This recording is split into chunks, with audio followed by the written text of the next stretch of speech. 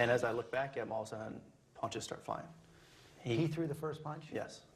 He threw the first one and hit me in the left side of my face. Because, you know, some of the witnesses have said that they saw you trying to pull him into the car. That would be against every training ever taught to any law enforcement officer. And then what? I had reached out my window with my right hand to grab onto his forearm because I was going to try and move him back and get out of the car to where I'm no longer trapped. And when I felt it, I just felt the immense power that he had.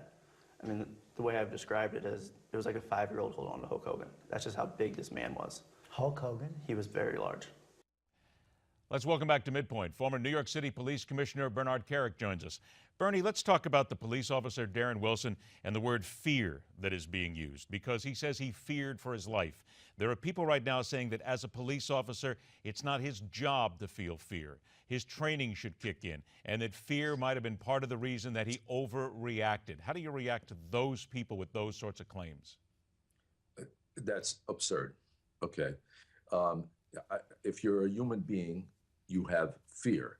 You have to know how to deal with it and how to handle it, but you will have fear. There are things you will be afraid of, and cops are not supermen. They're not made of steel, and they can be overpowered. In 1987, I lost a very good friend that I was in the police academy with. Somebody overpowered him and took his gun and killed him with his own gun. It happens. And every cop that wears a shield and carries a gun, or every federal agent or every state trooper, they understand that. They know that. The worst thing that can happen to you is in a physical confrontation, you could be overcome by somebody that's more powerful than you. That person takes your gun and kills you with it. So I get it. I understand it. I know what he was going through, and I understand why he did what he did. What about those, and again, we're dealing with an awful lot of people here who are very critical of what has gone on here. And I know that as somebody who's been in these situations before, you can speak exactly to this. The thinking process that he continued to fire, that there was a continuation, that there were more than 10 shots fired. Why not just fire one? Why not just fire a warning shot? I know you've heard all this before, but is it not fair to say that when you are in that moment, there still has to be a time when you have to protect yourself, you have to protect the citizenry around you, and you have no idea what or whom you are facing? You shoot to stop. That's what you shoot for. You don't shoot to kill. You don't fire warning shots. The only time you use your weapon, that you actually use it, is when you are in fear of your life or for the life of someone else. That's when you use your gun, and you use that weapon strictly to stop.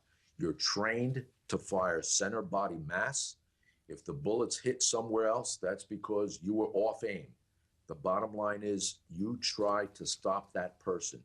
In this circumstance, I would imagine, and I haven't talked to the officer personally, I can only imagine that he fired until he stopped the threat.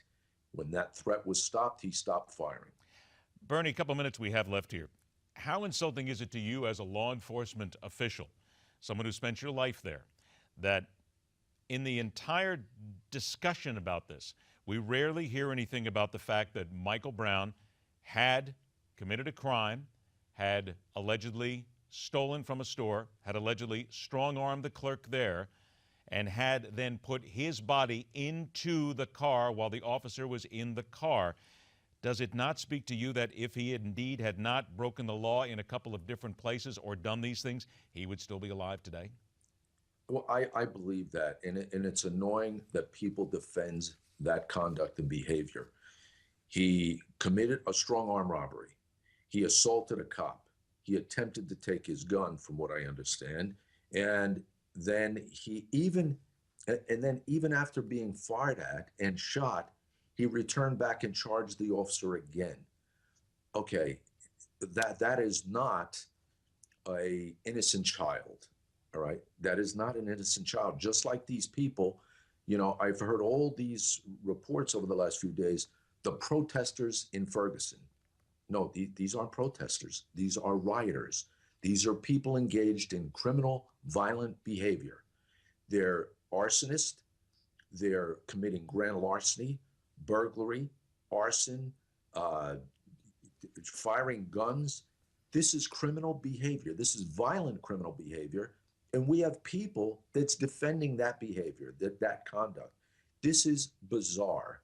We live in a country where we are supposed to enforce the law, get these people off the streets. And we're going to have to end it there, unfortunately, because of time, but we have so much more, and I know we're going to be talking about this for many, many more months down the road. Bernie, thanks so much for your time. We do appreciate it, as always, and to you and your family, have a very happy and a safe Thanksgiving weekend. Same to you guys. Thank you. All right, break, and we're back with the deadly facts about more than one auto manufacturer hiding the truth about products that could kill the consumer. And at 43 minutes after the hour, the single most important thing most people need to know about the Thanksgiving holiday, and it has absolutely nothing to do with food. Well, sort of, but not really. Stick around. MidPoint will continue.